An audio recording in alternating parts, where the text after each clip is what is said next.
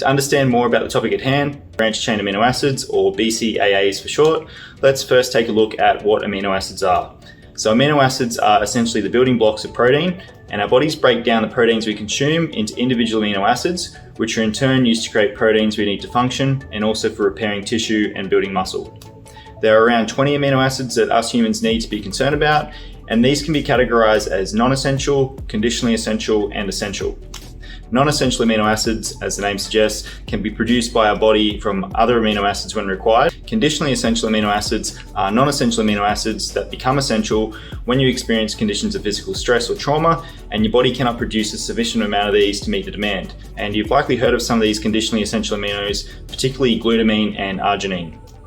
Now, essential amino acids are what we're mainly concerned about here, and as the name implies, we need to get these from our diets regularly because our bodies cannot produce them. And of these 9 essential amino acids, 3 of these, namely leucine, isoleucine, and valine, are branched chain amino acids. And these 3 BCAAs are viewed as more important amino acids for muscle growth because they're primarily oxidized during exercise and make up 1/3 of the amino acids in your muscle tissue.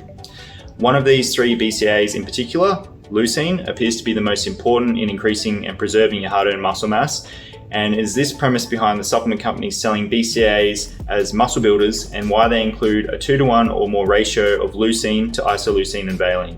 Now, what you're often not told by those promoting BCAA products is that you need all 9 of the essential amino acids present for protein synthesis or muscle building to occur. Hence, if your supply of BCAAs is high, it won't matter unless there's a proportionate amount of other essential amino acids present for those BCAAs to be actually utilized. In other words, if one particular essential amino acid is low in concentration, then the others become unusable and wasted in the muscle repair process because your cells either synthesize whole proteins or none at all. And a decent amount of research and some nutrition experts have actually been saying this for a very long time, but this has only really been more widely accepted in recent years. Hence why most supplement companies are now trying to sell you an EAA or essential amino acid product with all 9 essential aminos present in them instead of their BCAA products. And then there are some other companies and influencers who are still trying to push BCAAs regardless because they either want to make more money or they simply don't know anything about what they're actually selling. And both of these conclusions can hold true at the same time. So with the knowledge that you can only utilize complete protein for muscle building if you're getting enough complete protein from your food, as you should be, a BCAA supplement isn't required and you're literally flushing your money down the toilet. Instead, it's better to just eat enough whole food protein sources. Things like eggs, cottage cheese, salmon, and beef are all great sources of BCAAs and leucine, while containing all the other EAAs to make the protein complete protein. And you can see my top 10 protein sources video for more examples of these kinds of foods. These complete protein foods will also give you a more prolonged period of protein synthesis and muscle building than a BCAA supplement and give you a lot more micronutrient value too.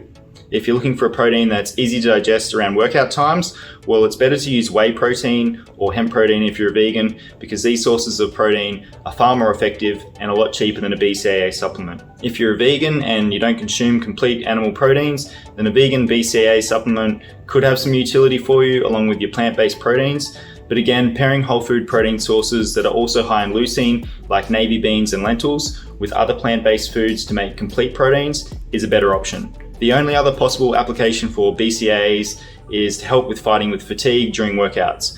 For instance, there's some scientific evidence that suggests that BCAAs can nullify mental fatigue and therefore enhance performance during your workouts. How this supposedly works is that during a workout, the level of BCAAs in your bloodstream drops, which then increases the relative amount of the amino acid L-tryptophan. And relatively high levels of L-tryptophan to BCAAs causes an increase in serotonin, which makes you more mentally calm and tired, which is obviously a suboptimal situation if you're trying to increase your intensity and output in the gym. Hence, the argument is to take BCAAs during workouts to reverse this and to restore the balance of the levels of BCAAs to L-tryptophan. But even then, if this works, this is more of an indirect effect on the muscle building process that could potentially allow you to train harder. If you're taking extra BCAAs to mitigate fatigue, that is not the same as the BCAAs being directly involved in speeding up the recovery process or laying down extra muscle tissue on your body. And for now, there isn't sufficient evidence anyway that BCAAs have a significant impact on your training performance and thus building muscle when they're consumed in high quantities. Which brings me to my final point. With these seemingly small possible advantages of BCAAs, are they actually worth the money? Well, at around $70 for the average size tub, it's certainly not good bang for your buck in my opinion. My advice is to get your protein and day-to-day nutrition right, and if you're really wanting to enhance your workout nutrition, first work on getting your protein and carbs right, and you can check out my other video for more on how to do this. So to sum it all up, BCAAs are not muscle builders, and you'd be better off just consuming complete protein sources from your food. BCAAs might be useful for vegans or others who eat a lot of other incomplete protein sources, but again, you're still better off pairing these incomplete protein sources with other protein sources from other food to make the protein complete and usable in the muscle building process. I'm happy to hear your thoughts on this though, so feel free to leave a comment below. I guarantee you though, that when it comes to building muscle mass, that you'll be far better off getting your overall protein intake right than trying to add these overpriced supplements to your gym bag.